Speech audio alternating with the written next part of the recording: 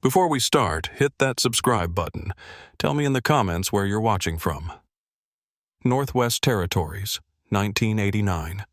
5 Canadian Rangers found a research camp torn apart like a bomb had hit it. Gear scattered across a kilometer. Equipment shredded. Supplies destroyed.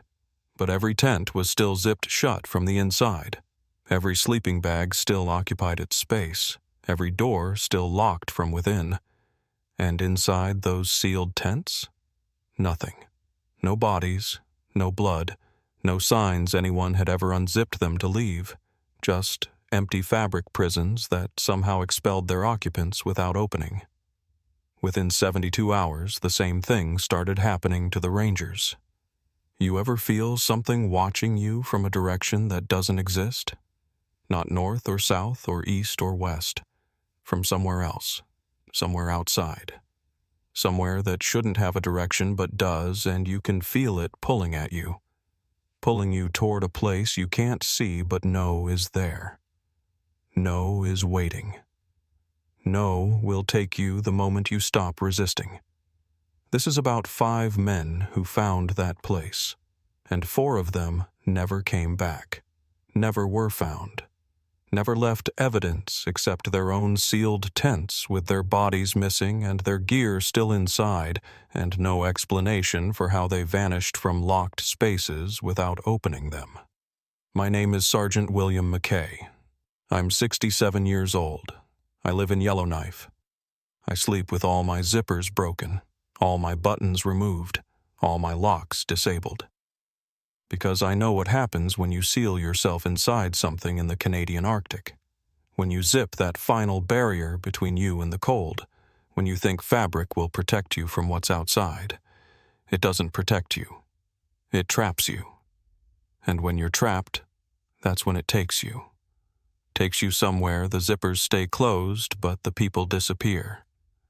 Somewhere the tents remain sealed, but the occupants vanish. Somewhere that collects sealed things and empties them without ever opening them. This was November 1989. Canadian Rangers. We're not military exactly, more like territorial defense, indigenous knowledge, Arctic survival. We patrol the north, check on communities, respond to emergencies, search for lost people, investigate anomalies. We know the land. Know the cold, know the dangers. Thought we knew everything that could kill you up there.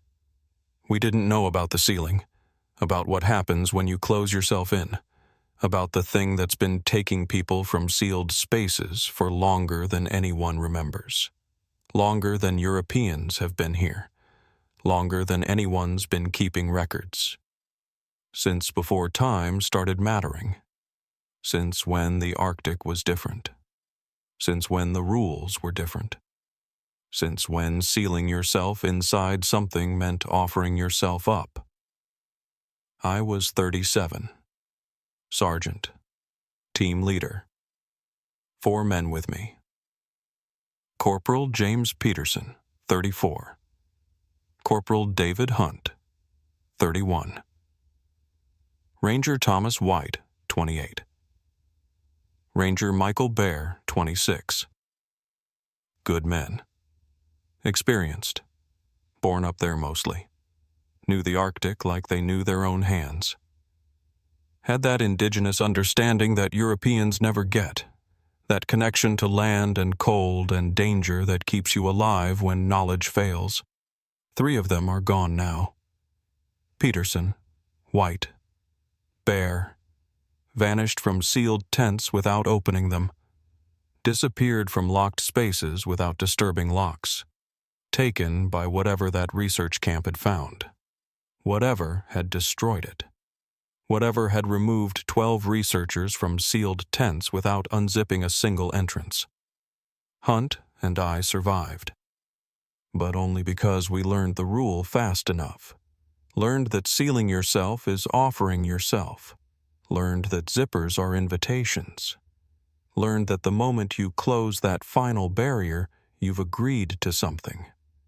Something ancient. Something patient. Something that's been collecting sealed offerings since humans first figured out how to close themselves in. November 8th, 1989. Cold morning, -30. Standard Arctic November. We got a call. Research camp hadn't reported in. Weather station. 12 scientists studying climate, atmospheric conditions, normal work, boring work, safe work. They'd missed 3 scheduled check-ins.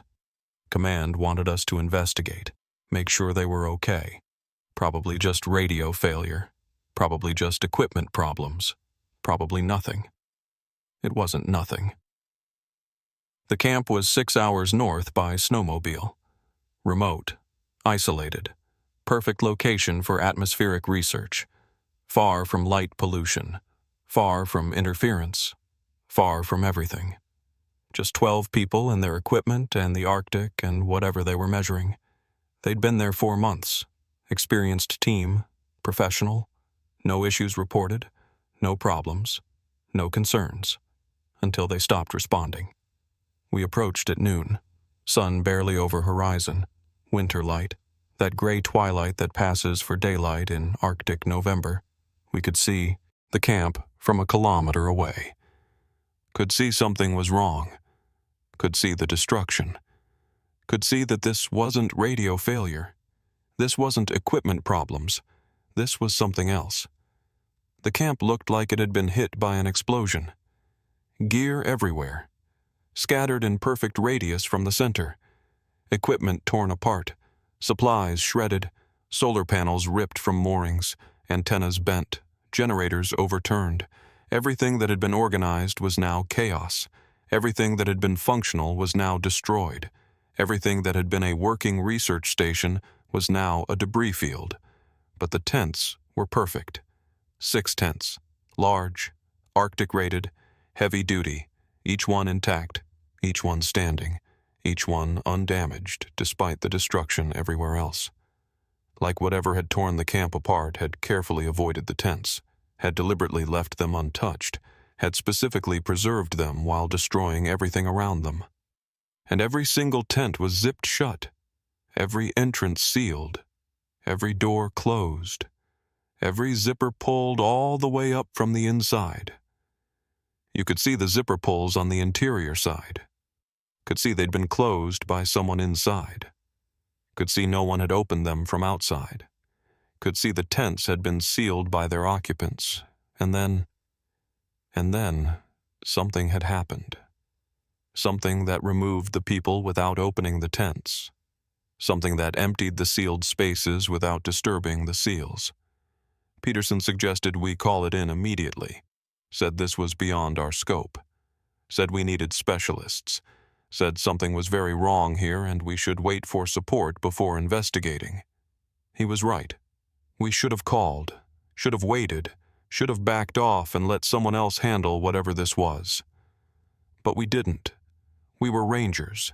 This was our territory, our responsibility, our job. We investigated. We approached the tents. We tried to understand what we were seeing. We tried to make it make sense. We failed. The first tent was the largest, command tent, where the lead researcher would sleep, where the main equipment would be stored, where the logs would be kept. We approached it carefully. Weapons ready, even though weapons wouldn't help with whatever this was, even though you can't shoot something that removes people from sealed spaces without opening them. Hunt reached the tent first, examined the zipper, confirmed it was closed from inside, confirmed the pull was on the interior side, confirmed no one had opened it from outside since it was sealed. He looked at me, asked if we should open it, asked if we should see what was inside, asked if we really wanted to know. We did. We needed to know. Needed to see. Needed to understand. Even though understanding wouldn't help. Even though seeing wouldn't prepare us. Even though knowing wouldn't save us. Hunt unzipped the tent. The sound was loud in the Arctic silence. That distinctive zipper sound. Metal teeth separating. Fabric parting. barrier opening. The sound you hear 1,000 times and never think about until you hear it after finding a camp where people disappeared from sealed tents without making that sound, without opening their prisons, without unzipping their tombs. The tent interior was empty, not just empty of people, empty of disturbance. The sleeping bag was laid out perfect, personal items arranged neat, headlamp on the ground, book beside the pillow. Everything positioned like someone was about to climb in and sleep, like someone had just gotten out for a moment and would be right back, like someone was still there but invisible. But no one was there. No body, no blood, no signs of struggle, no signs of violence, no signs anyone had left. The sleeping bag wasn't disturbed. The book wasn't moved. The headlamp wasn't touched. Everything was exactly where someone sleeping would have it. Except the person was gone, vanished, removed, taken by something that left everything else untouched. And that's when I noticed the cold. The tent interior was colder than outside, significantly colder. That shouldn't be possible. Tents trap heat. Tents insulate. Tents should be warmer than ambient temperature even without a person inside. This tent was colder, like something had drained the heat, like something had pulled all warmth out, like something cold had been inside, something that made -30 feel tropical by comparison. We checked the other 5 tents. Same story. Every one. Every single one. All zipped from inside, all empty of people, all full of undisturbed belongings, all colder than they should be. All giving off that sense of wrongness, that feeling that something had been inside, something that removed the occupants without opening the door, something that collected sealed offerings, something that's been doing it forever. Peterson asked the obvious question, asked how 12 people disappeared from sealed tents, asked what could remove bodies without unzipping fabric, asked what we were dealing with. None of us had answers. None of us wanted to think about the possibilities. None of us wanted to accept what the evidence suggested, because the evidence suggested something impossible, something that defied physics, something that could reach into sealed spaces and extract contents without disturbing the container, something that treated fabric barriers like they weren't there, like sealing yourself in was permission, like zipping that zipper was saying yes, yes to being taken, yes to being removed, yes to being collected by whatever hunts in the Arctic and has been hunting since before humans knew what zippers were. Hunt found the journal. Last tent, smallest, belonging to the camp's junior researcher, Dr. Sarah Chen, 24 years old, fresh PhD from McGill, atmospheric physics, first Arctic posting. Her supervisor said she was brilliant, meticulous, kept detailed notes about everything. Not just about her work, about observations, about patterns, about things that didn't fit the data, about phenomena that shouldn't exist but did. The journal was leather-bound, personal, not official logs. This was her private record, her real thoughts, her actual observations minus the scientific filter, minus the need to sound rational, minus the pressure to explain things in ways that made sense to people who weren't there, who weren't seeing what she saw, who weren't experiencing what she experienced. The entry started normal.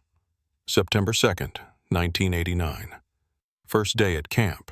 Excited, professional, documenting setup, describing equipment, noting atmospheric conditions, standard researcher stuff, nothing unusual, nothing concerning, just a young scientist starting her first major field project. September 15th entry showed the first change, first indication something was wrong. She wrote, "Strange acoustic phenomenon last night. Heard zippers, multiple zippers, opening and closing in sequence. But when I checked, everyone was asleep. All tents sealed, all zippers closed. Asked Hendricks this morning. He said he heard it too. Coming from outside, from the darkness beyond our lights. He said it sounded like someone was practicing, learning, figuring out how zippers work. I told him it was probably ice, probably thermal contraction creating sounds, probably nothing. He didn't look convinced. September 28th.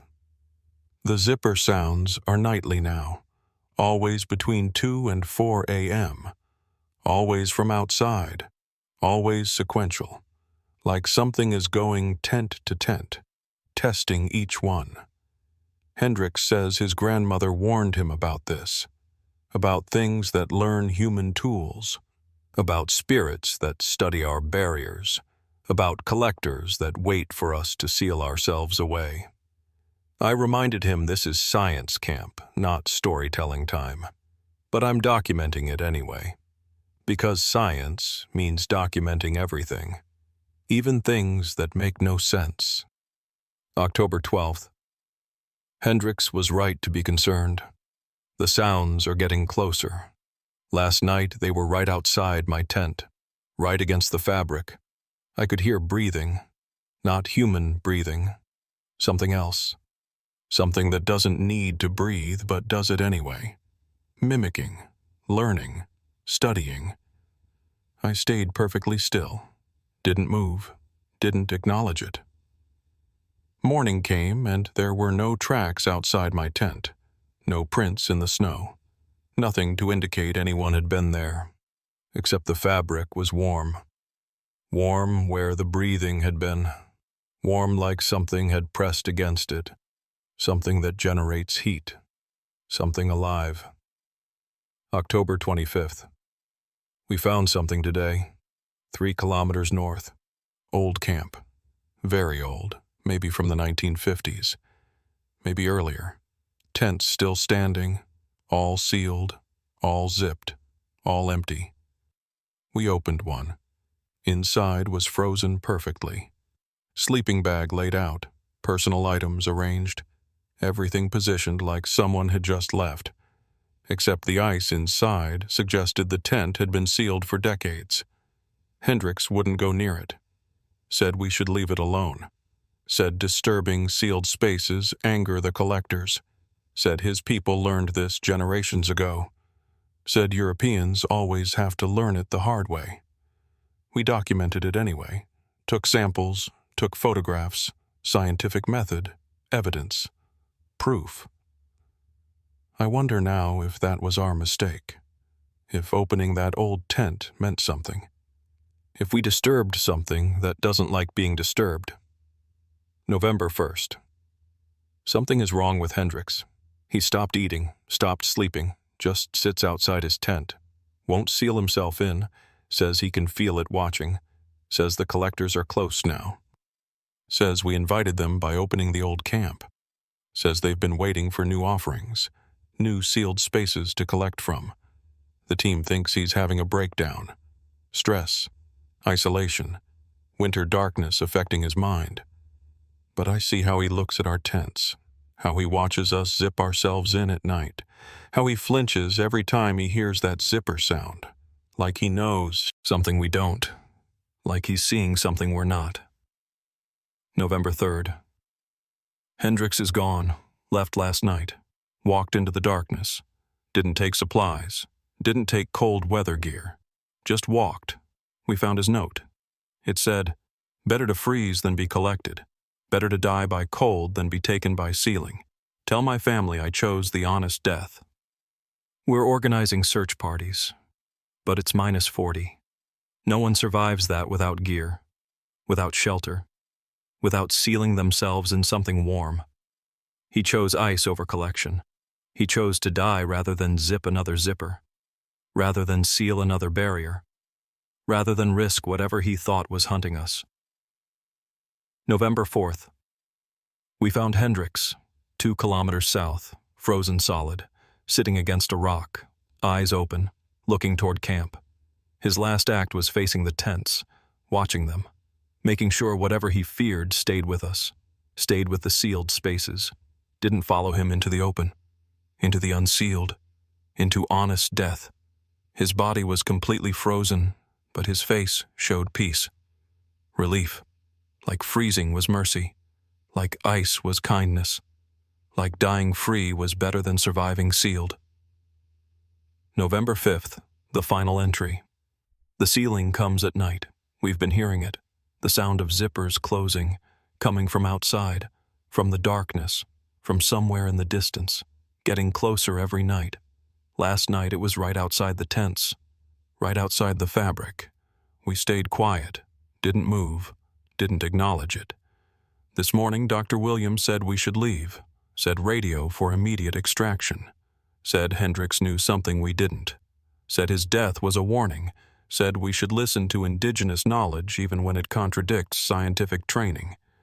But majority vote said stay, said complete the mission, said we're here for 3 more weeks and we're not abandoning good data because of sounds and superstition and one man's mental breakdown.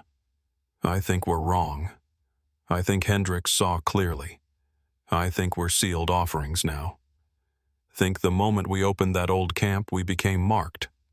Think whatever collects sealed things has been studying us, learning our patterns, understanding our barriers, figuring out how we seal ourselves, where we're vulnerable, when we sleep. Tonight the zippers closed again, this time inside the tents. We didn't close them, but they're closing anyway. All 6 at once, perfect synchronization, like one hand closing all of them simultaneously, like one intelligence operating 6 barriers, like one collector accepting 6 offerings. We're sealed in now, and something's pulling. Not physically, mentally, spiritually, pulling us toward a direction that shouldn't exist, a direction that isn't north or south or east or west, isn't up or down, isn't any direction that maps account for. A direction outside normal space, outside reality, outside the world we know, pulling us toward where collected things go, where sealed offerings end up, where people who zip themselves in spend forever. I can feel it even while I write this. The pull, the invitation, the collection beginning. My tent is sealed perfectly. My sleeping bag is zipped completely. I'm surrounded by barriers I created, barriers I thought would protect me. But they're not protection. They're agreement. They're volunteering. They're saying yes to something I don't understand, but can feel. Something that's been waiting for humans to invent zippers, to create perfect seals, to give it away to identify offerings, to mark volunteers, to collect the sealed. If you find this journal, don't seal yourselves in. Don't zip the tents. Don't close the doors. Don't create complete barriers. Because complete barriers don't keep it out. They let it in. They mark you. They identify you as ready, as willing, as offered. Hendricks understood. Hendricks chose ice. Hendricks died free. We chose warmth. We chose sealing. We chose collection. I can see it now. Outside the tent. Inside the tent. Both. Neither. It exists in the sealing itself. In the barrier. In the closure. It is the seal. Is the zipper. Is the act of closing. We didn't invite something in. We created it by closing. We manifested it by sealing. We volunteered ourselves by completing the barrier. My sleeping bag is unzipping itself.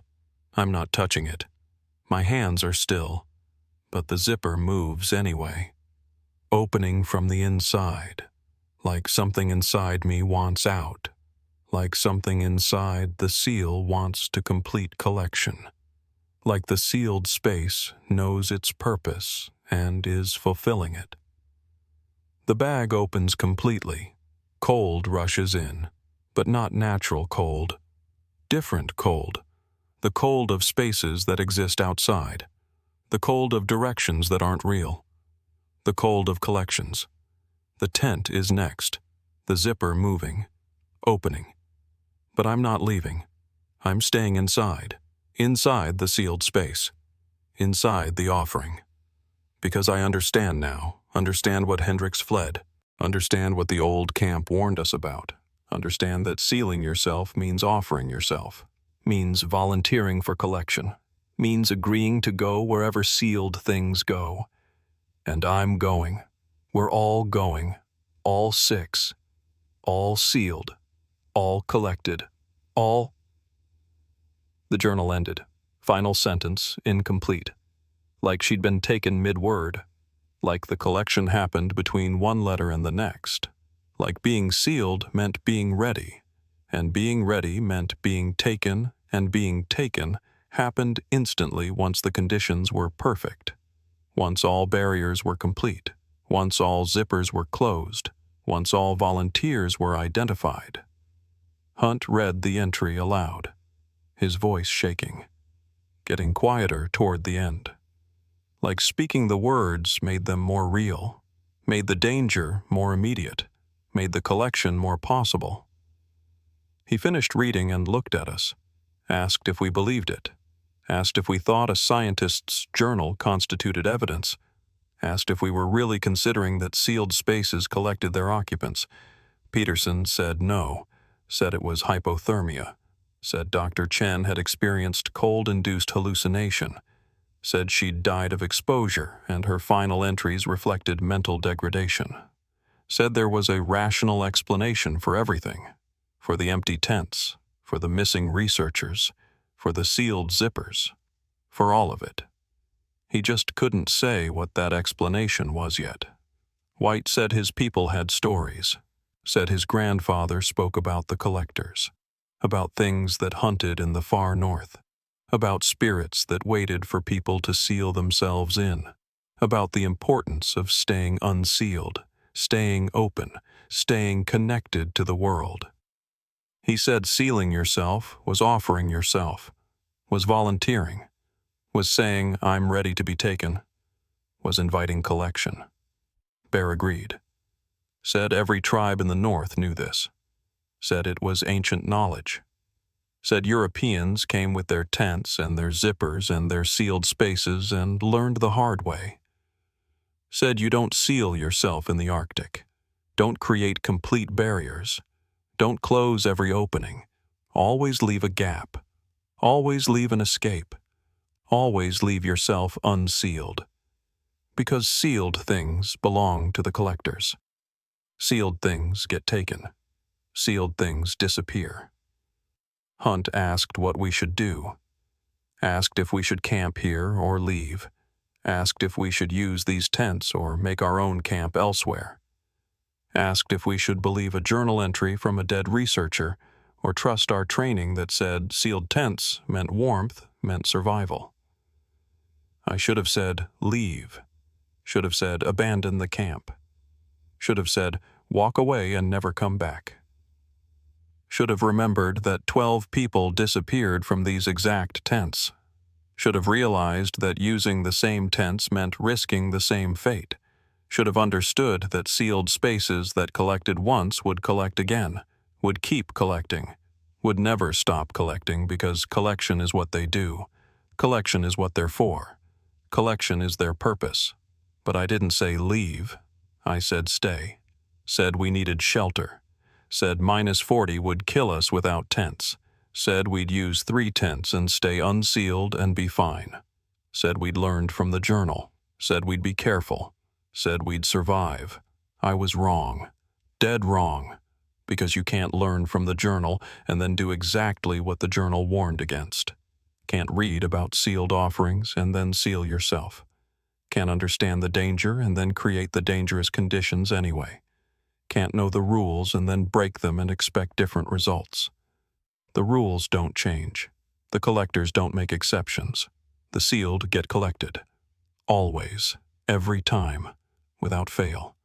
We sealed ourselves in, zipped the doors, closed the barriers, created our little fabric prisons, told ourselves we were protected, told ourselves we were safe, told ourselves we'd survive until morning and then get to safety.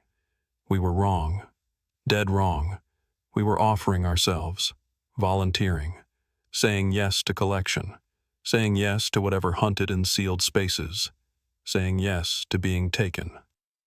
I fell asleep around midnight, -40 outside, -10 inside my tent, warm enough to survive, cold enough to stay bundled.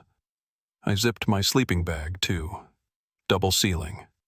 Sleeping bag inside tent. Both barriers closed. Both zippers pulled. Both doors sealed. Maximum protection from cold. Maximum vulnerability to whatever else was out there. Whatever had taken 12. Whatever would try for 5 more. Whatever was already pulling, already collecting, already beginning the process of removing people from sealed spaces without opening them. Sleep came fast, exhaustion overriding fear, overriding logic, overriding the voice in my head screaming that this was wrong, that sleeping in tents where 12 people vanished was insanity, that sealing myself in was volunteering, that I was repeating their exact mistake and expecting different results. But exhaustion doesn't care about logic, doesn't care about fear, doesn't care about warnings. Exhaustion just wants rest, just demands sleep, just shuts you down regardless of danger. I dreamed of zippers, hundreds of them, thousands of them, all closing at once, all sealing spaces, all completing barriers, creating perfect containers, perfect prisons, perfect offerings, and behind each zipper was a person, trapped, sealed, waiting for collection, waiting for removal, waiting for whatever came next. They weren't scared, weren't resisting, just waiting, accepting, understanding that sealed meant offered, that closed meant agreed, that zippered meant volunteered. I woke at 0300, heard something, not outside the tent, inside my sleeping bag, inside the sealed space. A sound, quiet, subtle, familiar but wrong. The sound of a zipper, my zipper, the sleeping bag zipper, moving, opening, unzipping itself slowly, methodically, with purpose. Except I wasn't moving it, wasn't touching it. My arms were inside the bag, folded across my chest, not reaching for the zipper, not pulling the tab, not doing anything except lying still while my sleeping bag opened itself, while the barrier dissolved, while the seal broke from the inside. I tried to move. Couldn't. Not paralyzed exactly. Not restrained. Just unable. Like movement required permission, and I didn't have it. Like my body belonged to something else now. Something that had claimed it the moment I sealed myself in. Something that owned sealed spaces and everything inside them. Something that could prevent movement, could control bodies, could manipulate the sealed without ever appearing visible, without ever being seen, without ever existing in ways humans understood existence. The sleeping bag finished unzipping, opened completely. The sound of the final zipper tooth separating echoed in the tent, louder than it should be, more significant than it should be, like that last tooth breaking was important, was symbolic, was the moment the offer became accepted, the volunteer became collected, the sealed became taken. Cold rushed in, but not natural cold, not -40 cold, not Arctic temperature cold, different cold, older cold, cold that didn't measure in degrees, didn't register on thermometers, didn't respond to insulation, cold that was something else entirely, something humans experienced as cold because our brains don't have concepts for what it actually was, for the sensation of being in the presence of something from outside, something that existed in directions that don't exist, something that operated on rules we don't know, something cold. Then I felt it. The pull. Same pull Dr. Chen described. Same pull the researchers felt. Same pull that took 12 people from sealed tents without opening them. Pull toward a direction that doesn't exist on any compass. Not north or south, not east or west, not up or down. Different direction. Outside direction. Direction that only exists when you're sealed, when you're inside barriers, when you're separated from the world by fabric and zippers and agreements you made without knowing you were making them. The pull was gentle at first, soft, inviting, like being called by someone you love, like being welcomed home after long absence, like being recognized and claimed and accepted.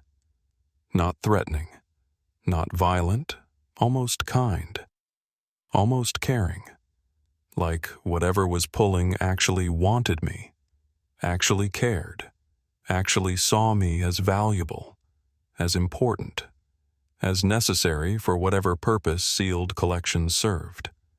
But gentle doesn't mean weak. Soft doesn't mean resistible.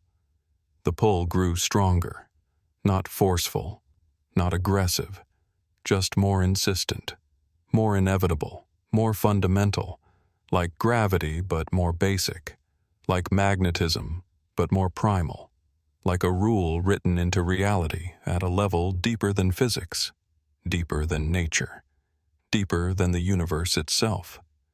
The rule that says sealed spaces belong to something, that complete barriers mark ownership, that zippers pulled fully closed mean agreement reached, mean offering accepted, mean collection authorized. I fought it anyway, used every ounce of will, every scrap of strength, every piece of survival instinct I'd developed in 20 years of dangerous work. The pull resisted my resistance, met my strength with greater strength, matched my will with something that wasn't will but was stronger, something that didn't fight, just pulled, just existed, just operated according to rules that made my fighting irrelevant, made my resistance meaningless, made my struggle just delayed acceptance, delayed but not prevented, postponed but not avoided, delayed collection but not canceled collection. And while I fought, I could hear them, the others, Peterson and Hunt, White and Bear. I could hear their sleeping bags unzipping, could hear their tent zippers opening from inside, could hear the sounds of 4 more sealed offerings being processed, being prepared, being readied for collection. 4 more rangers discovering what 12 researchers had discovered 3 days earlier. That sealing yourself means offering yourself. That closed barriers mean opened vulnerabilities. That trying to protect yourself from cold means exposing yourself to collection. Peterson was screaming. I could hear him through the tent fabric, hear him calling for help, calling for Hunt, calling for anyone. His voice getting quieter, not because he was stopping, because he was going, being pulled, being taken, being removed from sealed space to wherever sealed spaces empty into. His screams faded, became distant, became echoes, became nothing, became silence that used to be Peterson. Hunt was fighting.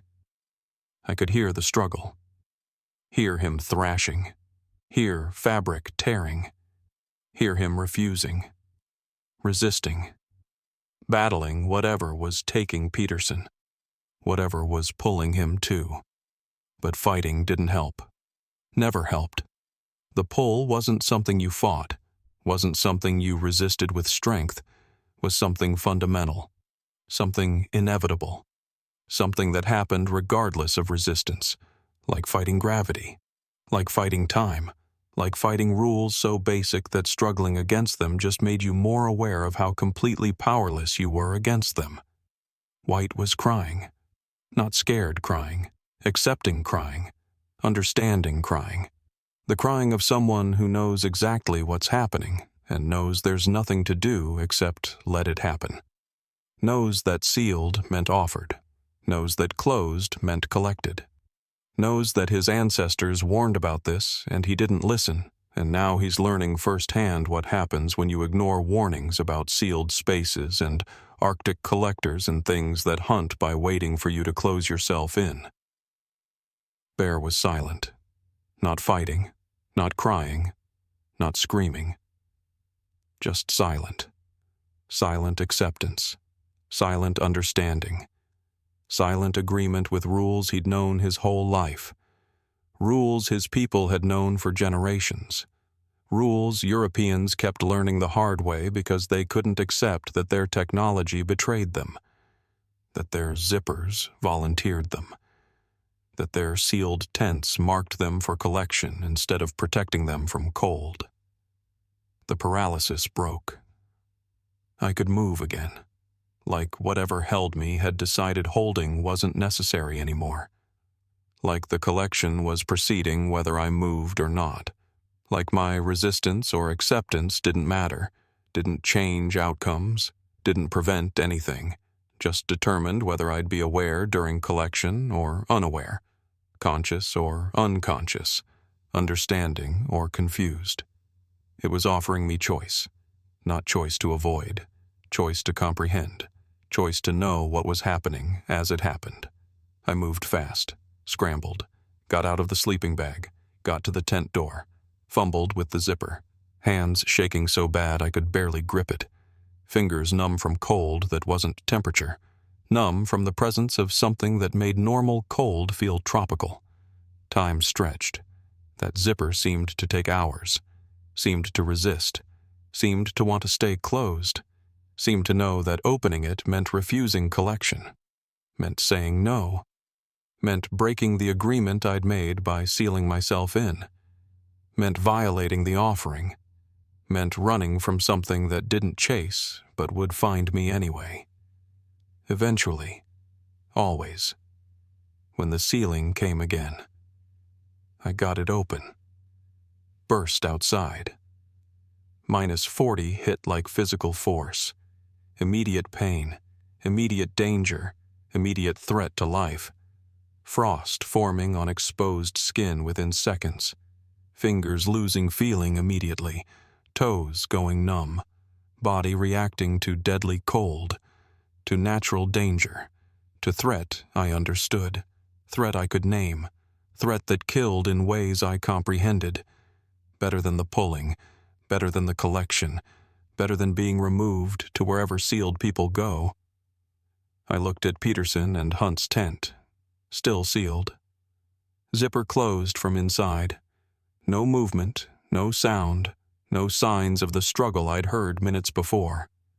Just silence, just stillness, just a sealed tent containing nothing, containing absence, containing the space where two men used to be before the collection took them, before sealed offering was accepted, before volunteers were processed and removed and placed wherever collections end up.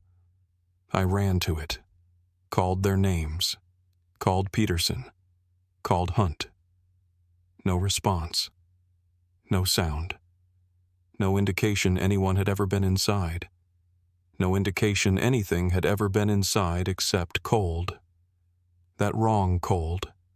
That outside cold. That cold that meant something had been here. Something had pulled. Something had collected. Something had emptied sealed space of its offerings.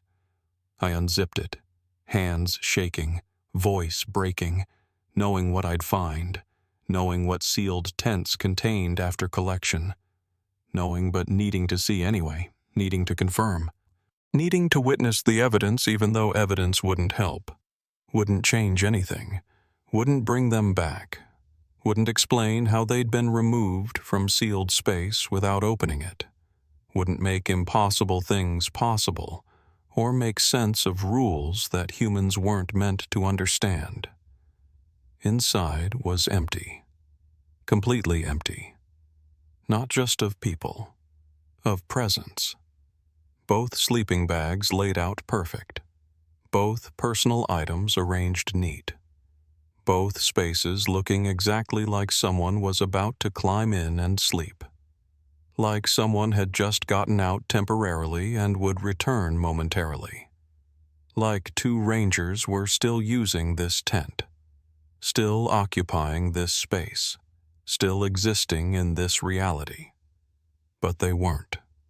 They were gone, removed, collected, taken to wherever sealed offerings go. Whatever place exists in the direction that doesn't exist. Whatever space contains collected things. Whatever location sealed spaces empty into when their contents volunteer by closing zippers and creating complete barriers and agreeing without knowing they're agreeing to something humans shouldn't agree to. The tent interior was freezing, colder than outside, colder than -40, colder than Arctic November. Cold that didn't belong to this planet, this reality, this physical space. Cold from somewhere else. Cold that lingered after collection.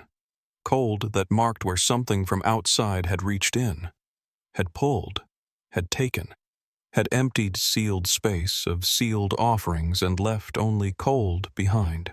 Only absence, only proof that something impossible had happened and would happen again. Would keep happening, would never stop happening because that's what sealed spaces are for. That's what they invite. That's what they volunteer for. Only Hunt's sleeping bag showed disturbance. Only Hunt had fought, had struggled, had refused to go quietly. I could see the evidence. Sleeping bag torn, fabric ripped from inside, nail marks on the tent walls, desperate scratches, signs of violent resistance, signs of failing resistance, signs that fighting the pull just made collection longer, made it more conscious, made you aware of every second while being removed from sealed space, while being taken from one reality to another, while being collected by something that operates on rules humans don't have words for because humans aren't supposed to understand those rules, aren't supposed to encounter those rules, aren't supposed to survive encountering those rules long enough to describe them. White and Bear's tent showed the same. Sealed, silent, empty. 2 more rangers collected. 2 more sealed offerings accepted. 2 more people who'd zipped themselves in and discovered too late that zippers are agreements, that seals are volunteers, that closed barriers don't protect. They expose, they mark, they identify people ready for collection, ready for removal, ready for whatever happens to sealed things when the collectors come. Only Bear's sleeping bag was missing. Not torn, not disturbed, just gone, like he'd taken it with him, like he'd been collected along with his sleeping bag instead of being removed from it, like whatever took him had taken everything sealed, everything closed, everything that marked him as offered, as volunteered, as ready. 4 tents checked, 4 spaces empty, 4 rangers collected, 12 researchers before them, 16 people who'd sealed themselves into Arctic tents and discovered that sealed spaces belong to something, serve something, offer themselves to something that's been collecting sealed things since before humans invented ways to seal things. I stood there in -40. 4 of my team gone, 4 men collected, 4 sealed offerings accepted. All because we'd sealed ourselves in. All because we'd zipped the barriers. All because we hadn't understood that in the Arctic, some rules are different. Some protections are invitations. Some safety is danger. And sealing yourself away from cold means offering yourself to something colder. The sun wouldn't rise for 6 hours. I couldn't survive outside that long. -40 kills fast. Hypothermia in minutes. Death in less than an hour. I needed shelter, needed warmth, needed to seal myself in again or die of cold. That was the choice. Die of cold or risk collection. Die of nature or die of something else. Die understanding what killed me or die confused about what took me. I chose cold, chose natural death over supernatural collection, chose to freeze rather than seal. I gathered all the sleeping bags, all the clothing, all the insulation, made a pile, crawled into it, buried myself, surrounded myself with fabric and down and warmth. But I didn't seal anything, didn't zip anything. Left everything open, left barriers incomplete, left myself unsealed, vulnerable to cold, protected from collection.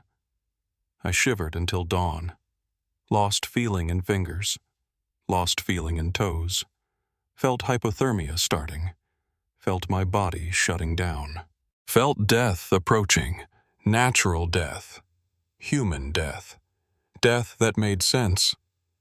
But I stayed conscious, stayed aware, stayed alive, because I stayed unsealed, because I refused the protection that would have saved me from cold but exposed me to collection, because I chose to risk dying rather than risk being taken.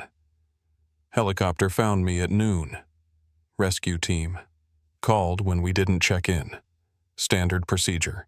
They got me to Yellowknife. Hospital. Treatment for exposure. For frostbite. For trauma. For the mental break they thought I'd had. For the impossible story I told about sealed offerings and Arctic collectors and tents that ate their occupants without opening. They searched for the other 4. Found nothing. The camp was gone. Not just the rangers. Everything. The tents, the equipment, the bodies we'd found. All vanished. Like it had never been there. Like the whole thing had been a temporary manifestation. Like the camp existed only long enough to collect its quota. 12 researchers. 4 rangers. 16 sealed offerings. 16 people who'd agreed without knowing. 16 collections complete. Mission accomplished. Camp unnecessary now. Return to wherever sealed things live, wherever collections are stored, wherever people who zip themselves in ultimately end up. They didn't believe me. Said I'd experienced hypothermia-induced hallucination. Said my team had walked off in the cold. Said they'd died somewhere and we'd find them in spring. Said the camp was misremembered. Said coordinates were wrong. Said everything except the truth. That sealing yourself in the Arctic is offering yourself. That barriers don't protect from everything. That some things hunt by waiting for you to close yourself in. To volunteer. To seal the agreement. It's been 36 years. They never found Peterson. Never found Hunt. Never found White. Never found Bear. Never found any trace of them.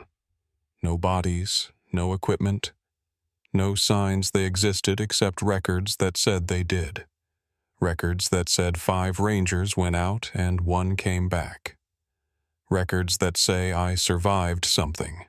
Records that don't say what. I live in Yellowknife. Won't go north anymore. Won't go to the Arctic. Won't go anywhere that gets cold enough to need sealing in. I've removed all zippers from my life, all seals, all barriers that close completely. I leave gaps, leave openings, leave myself unsealed, because I know what complete sealing means, what perfect barriers indicate, what closed spaces volunteer for, and sometimes at night I hear it, the sound of zippers closing, coming from directions that don't exist, coming from somewhere outside, coming from where the collections are kept, where the sealed offerings live, where people who zipped themselves in ultimately ended up. I hear them. 16 of them. 12 researchers, 4 rangers, all sealed, all collected, all kept somewhere forever, somewhere cold, somewhere complete, somewhere perfectly sealed and perfectly empty and perfectly wrong. Last week I woke up to find my bedroom door closed. I never close it, never seal any room I'm in, never create complete barriers. But it was closed, completely, like something had shut it, like something had sealed me in, like something was testing, checking, seeing if I'd learned, seeing if I'd stayed vigilant, seeing if I was ready to be collected again. I haven't slept since. Can't risk it. Can't risk waking up sealed. Can't risk being unconscious when the collection starts. Can't risk saying yes without knowing, because the pulling is back. The same pulling from 1989. The pull toward the direction that doesn't exist. The pull toward where sealed things go. The pull toward final collection. And I think my time is almost up. Think I've delayed long enough. Think 36 years is how long they give you between attempts, between collections, between the first sealing and the final one. Think I volunteered in 1989, and they've been patient, been waiting, been allowing me to live unsealed. But patience ends. Waiting stops. Collections resume. Tonight I feel it stronger. The pull. The invitation. The collection beginning again. And I notice all my windows are closed. All my doors are shut. All my barriers are sealed. I didn't close them, but they're closed anyway. Like in the tent, like in the camp. Like in every sealed space where people disappeared without opening the barriers. I'm trying to open them now, trying to unseal, trying to refuse collection. But the doors won't open, the windows won't budge. The barriers are complete. The sealing is perfect. The offering is accepted. And I hear the sound from the journal, the sound of zippers closing, not opening, closing, coming from inside. Coming from around me, coming from every sealed barrier. My jacket zipper moving on its own. My bag zipper closing without hands. Every closure in my house sealing itself, creating perfect barriers, creating complete containment, creating the conditions for collection. The pull is massive now. Overwhelming. I can't resist. Can't fight. Can't refuse anymore. 36 years of running. 36 years of staying unsealed. 36 years of avoiding collection. It's over. The agreement I made in 1989 is being enforced. The sealed offering is being accepted. The collection is